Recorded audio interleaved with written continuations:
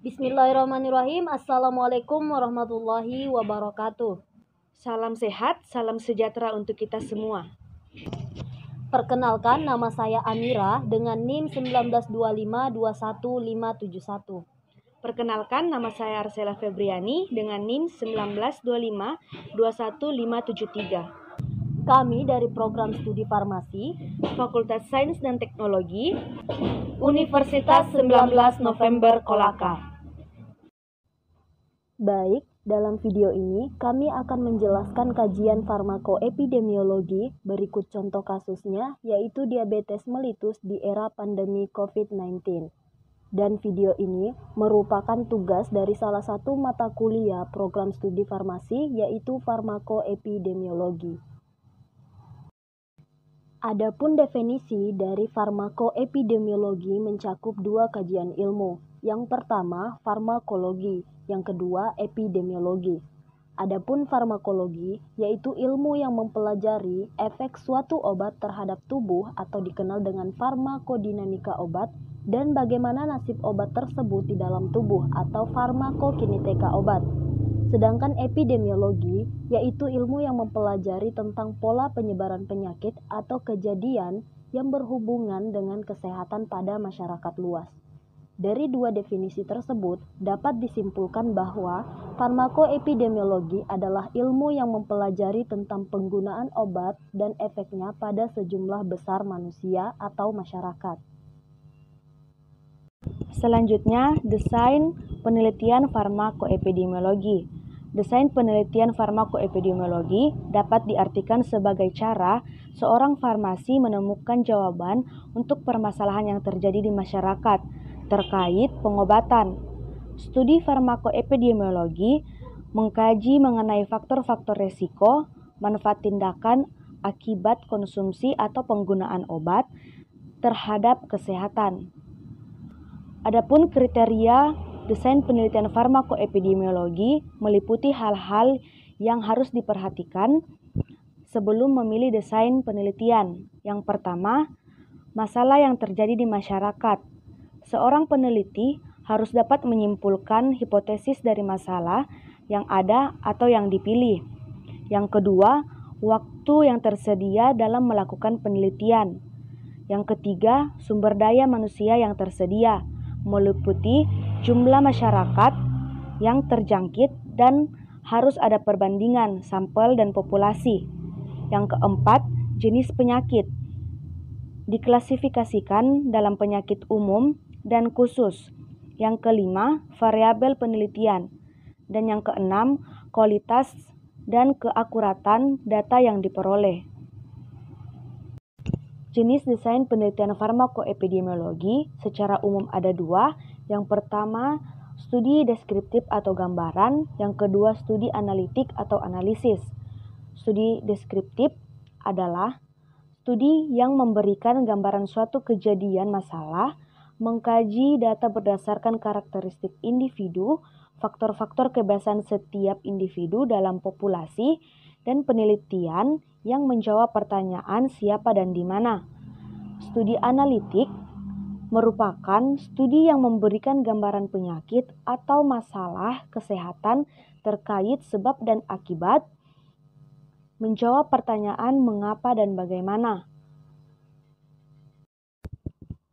Penelitian deskriptif meliputi penelitian individu dan penelitian populasi, di mana penelitian individu ini terdiri dari case report dan case series, sedangkan penelitian populasi meliputi penelitian atau studi ekologi. Selanjutnya, penelitian analitik meliputi observasional dan eksperimental. Observasional terdiri dari case seksional, case series, dan observasi atau tidak ada campur tangan peneliti, dan eksperimental melibatkan campur tangan peneliti. Nah, itu tadi penjelasan mengenai definisi dan desain penelitian farmakoepidemiologi. Selanjutnya, kita akan membahas tentang salah satu contoh kasus dari kajian farmakoepidemiologi, yaitu diabetes mellitus di era pandemi COVID-19 yang dikutip dari buku saku Diabetes Mellitus untuk Awam yang ditulis oleh Dr. Rati Puspita Febrinasari MSc bersama dengan kawan-kawan pada tahun 2020. Pada 11 Maret 2020, WHO atau World Health Organization menyatakan COVID-19 atau Coronavirus Disease 19 merupakan wabah sebagai pandemi global, dan penyakit ini telah menyebar ke berbagai negara di seluruh dunia dan telah menginfeksi lebih dari 2 juta orang. Pada beberapa orang, COVID-19 dapat berkembang menjadi pneumonia dan kegagalan multiorgan. COVID-19 secara dominan mempengaruhi jenis kelamin pria dan usia lanjut dengan komorbiditas, terutama penyakit paru-paru, jantung, hipertensi, dan diabetes mellitus. Di Indonesia sendiri, COVID-19 memperlihatkan kecenderungan yang terus meningkat. Penyakit ini relatif baru, memiliki perjalanan penyakit yang cepat dan sangat mudah menular. COVID-19 bisa menyerang hampir seluruh kalangan usia. Namun demikian, data yang ada saat ini menunjukkan bahwa kelompok usia lanjut dan orang yang mempunyai riwayat penyakit kronis atau komorbid memiliki risiko lebih tinggi untuk terkena penyakit ini dengan komplikasi yang lebih buruk. Adapun riwayat penyakit kronis yang dimaksud antara lain hipertensi, diabetes mellitus atau DM, penyakit kardiovaskular, dan penyakit paru kronis. Berdasarkan pengalaman negara Tiongkok, dari 22% orang yang terinfeksi menderita penyakit cerebrovaskular, 12-24% merupakan penderita hipertensi, dan 12-22% merupakan penderita DM atau diabetes mellitus. Orang dengan diabetes memiliki resiko infeksi keseluruhan yang lebih tinggi yang dihasilkan dari berbagai gangguan innate immunity atau kekebalan bawaan. Orang dengan diabetes mellitus memiliki gangguan fagositosis oleh neutrofil, makrofag, dan monosit. Gangguan kemotaksis neutrofil dan aktivitas bakterisida serta gangguan imunitas yang dimediasi oleh sel. Karena kematian secara keseluruhan terkait penyakit kardiovaskular terus menurun di antara penderita diabetes mellitus. Pneumonia telah menjadi penyebab kematian yang semakin penting pada diabetes mellitus, dengan berbagai patogen yang berkontribusi. Patogen pneumonia yang saat ini ditakuti banyak orang adalah SARS-CoV-2 yang menyebabkan penyakit COVID-19.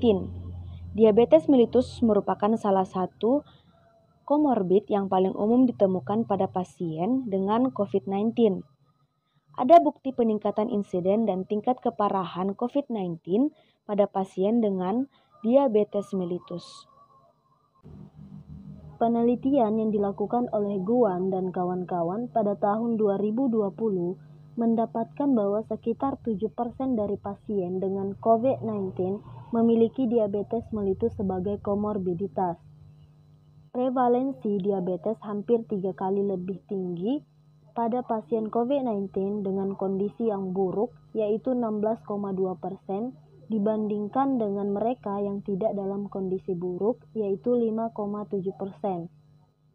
Adapun penelitian yang dilakukan oleh Zhou pada tahun 2020 mendapatkan bahwa diabetes merupakan komorbiditas pada 14% dari pasien dengan COVID-19 yang sembuh tetapi meningkat menjadi 31% pada mereka yang meninggal.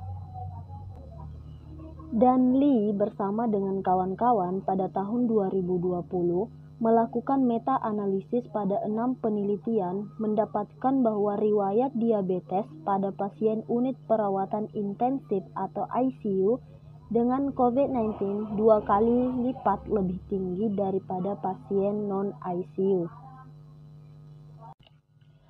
Hasil laporan yang dirilis oleh China Center for Disease Control menyatakan bahwa case fatality rate akibat COVID-19 pada pasien DM atau diabetes mellitus jauh lebih tinggi dibandingkan pasien non-DM, yaitu 7,3% banding 2,3%. Diabetes mellitus akan memperburuk risiko mortalitas pada pasien yang terinfeksi COVID-19. Alasannya dapat dijelaskan berdasarkan pada 4 hal. Yang pertama, kondisi hiperglikemia merangsang inflamasi kronik dan melemahkan sistem pertahanan tubuh melawan infeksi. Yang kedua, pasien DM atau diabetes mellitus memiliki reseptor AC2 yang lebih tinggi khususnya di paru, hati, dan pankreas.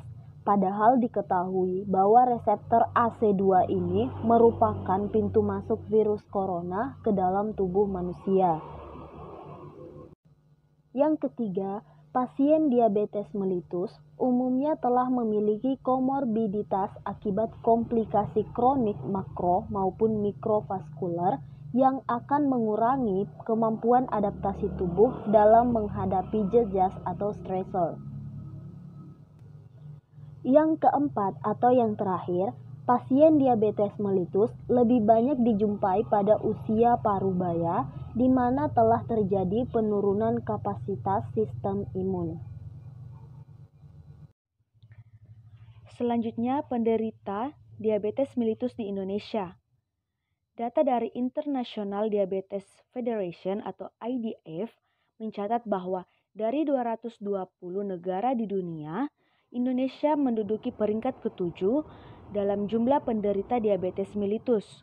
Berdasarkan Atlas Diabetes Mellitus, di bawah ini diperkirakan pada tahun 2045 jumlah penderita diabetes mellitus akan mencapai 629 juta jiwa. Hampir setengah dari jumlah penderita tersebut berada di Asia, terutama India, Cina, Pakistan, dan Indonesia. Badan Penyelenggara Jaminan Sosial Kesehatan selama tahun 2015 mengeluarkan 3,27 triliun rupiah untuk membiayai 3,32 juta kasus pengobatan terkait diabetes mellitus pada fasilitas kesehatan rujukan. Jumlah ini digunakan untuk mendanai pengobatan 813.337 pasien diabetes mellitus. Itu berarti setiap pasien atau penderita diabetes mellitus membawa sekurangnya 4 keluhan terkait diabetes mellitus tersebut. Keluhan tersebut secara langsung dapat meliputi obesitas, hipertensi, neuropati, nefropati, penyakit jantung koroner atau PJK, dan stroke. Dari keluhan tersebut diketahui betapa risikan penderita diabetes mellitus bila terinfeksi SARS-CoV-2, baik bagi yang hanya menderita diabetes mellitus maupun yang sudah mengalami komplikasi.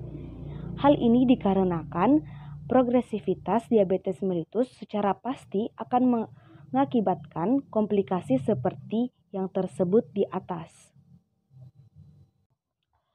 Untuk kasus diabetes mellitus di era pandemi COVID-19, ada beberapa rekomendasi tindakan yang perlu diambil. Hal ini didasarkan pada pengalaman berbagai negara yang mengalami pandemik SARS-CoV-2, baik di Wuhan atau Tiongkok, dari mana COVID-19 berasal, hingga Eropa dan Amerika. Semua sepakat mengatakan bahwa pandemi COVID-19 sangat sulit dihadapi oleh semua penderita diabetes mellitus, sehingga tidak ada cara lain selain menaati anjuran dari pihak berwenang dan nasihat profesional dari dokter seperti social distancing, physical distancing, tetap tinggal di rumah selama masa pandemik, hindari stres, konsumsi obat yang direkomendasikan oleh dokter secara rutin dan tepat waktu sesuai anjuran, serta selalu memastikan terbukanya akses konsultasi daring atau via WhatsApp kepada dokter dan apoteker agar terus mendapatkan arahan untuk meningkatkan kualitas kesehatan. Baiklah, sekian dari kami. Terima kasih atas perhatiannya dan mohon maaf bila ada salah pengucapan kata. Kami akhiri. Wassalamualaikum warahmatullahi wabarakatuh. Salam sehat dan sampai jumpa.